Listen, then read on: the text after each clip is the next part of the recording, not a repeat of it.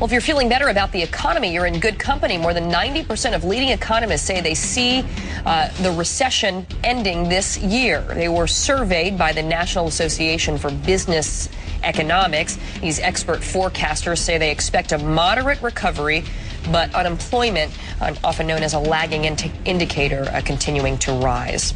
And in a recent C-SPAN interview, President Obama was asked about the $1.7 trillion debt the government has racked up, along with an $11 trillion deficit. And he had this sobering response: "We're out of money." One member of Congress has been sounding the alarm on out-of-control spending. He's Texas Republican Ron Paul, and he joins us this morning from Clute, Texas. Congressman, as always, it's good to talk to you this morning. Good morning. Nice to be with you. So President Obama says that in the short term, the government needs to spend this money to salvage the overall system. Do you agree that the short-term spending is okay so long as it's not protracted and that the end goal is to reduce our debt and deficit? But he contradicts himself. He wants to spend more money, but he admits we don't have any money. So the question is, where does he get the money? Well, we can't tax the people anymore. They're overtaxed and the economy is weak. The commonsensical thing to do is to cut spending, but nobody wants to cut spending. Everybody gets everything that they want in Washington, whether it's overseas spending or any welfare spending. It's endless. Just this week, the president promised $100 billion to the IMF, and he says we don't have any money. I mean, it makes no sense. It's just absurd. The people are outraged over this. They can't figure out what we're doing in Washington. And I go there on a regular basis. I can't figure out what they're doing. They seem to live in a different world. They're not living with reality. To get out of bankruptcy when you don't have any money, the goal is to spend more money, run up more debt. Makes no sense whatsoever. Does Congress have the ability and the will to try to put some strings on that? As you guys talk about these budgets, are there timelines in place so that it's not just rhetoric, but that there is an actual process of showing how we're going to eventually try to make sure that we pay this money back?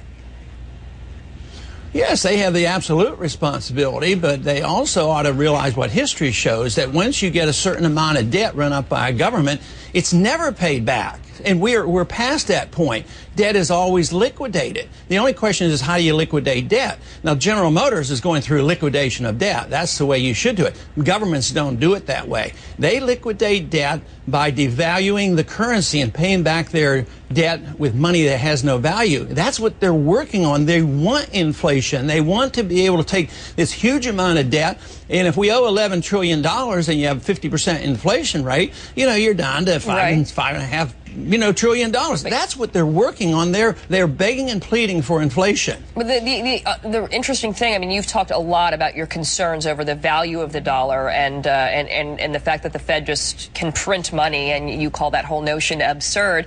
Yesterday, we saw a little bit of a bounce in the dollar. People still want our debt across the world. Yeah, that is true, because everybody else has a fiat currency too. So when the dollar goes down, that doesn't necessarily mean the yen and the euro is going to do well. It means that prices may go up and will likely go up in all currencies. But once they panic and get out of the dollar, so far they're going to the dollar. That's right. The financial system has collapsed. The house of cards has come unglued, and that's why we're in such trouble. So the dollar fiat standard has broken down. But the dollar, people will hold dollars. They will buy treasury bills. Even China's buying them. But they're between the rock and a hard place, because they don't want to destroy the dollar. But eventually it has to happen, because you can't create $2 trillion in 1 year and run up deficits of that magnitude and not expect the value of the dollar go down. And it's coming. It's coming soon, maybe within a year or two or three. But it will come, and it'll be a lot worse than what we have just gone through. Well, what about this reprieve that we're having? Right. Okay. No, I know what you're saying, but what about some of these assessments that we are seeing some signs of life in the economy, as we just talked about before we brought you on? Some of the leading economists say that they see the end of this recession coming sometime in 2009. Perhaps does that support the notion that maybe some of this spending to get the economy back on track has been working?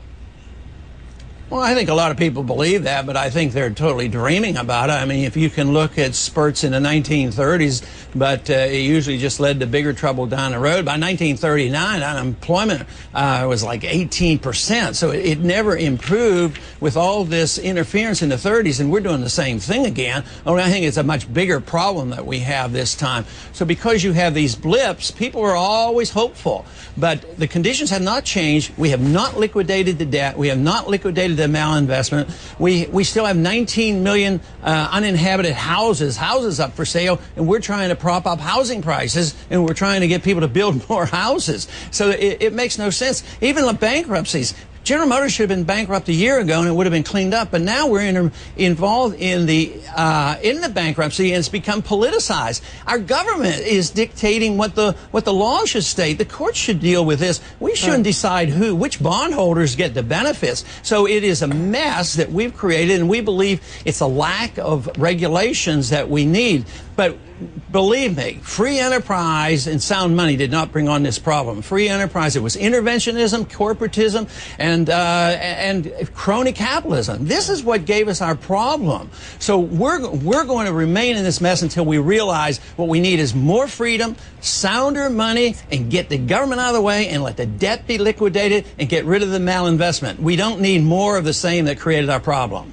All right. Well, Congressman Ron Paul, always great to get your point of view and your take on things. Thanks for being with us this morning. Thank you. Yeah, we always know where he stands when he wraps up an interview.